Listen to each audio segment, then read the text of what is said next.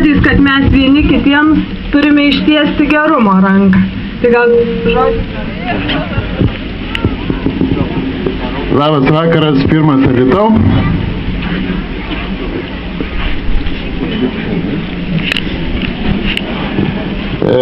Kaip smagu, kad tokiu lietingu oru yra žmonių, kurie gali sukurti tokią šventę ir Kalėdų stebuklai lai prasideda.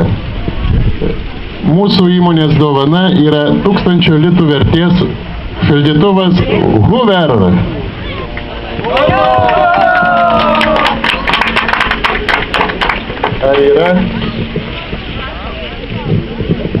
Ar yra kas nori dovanos?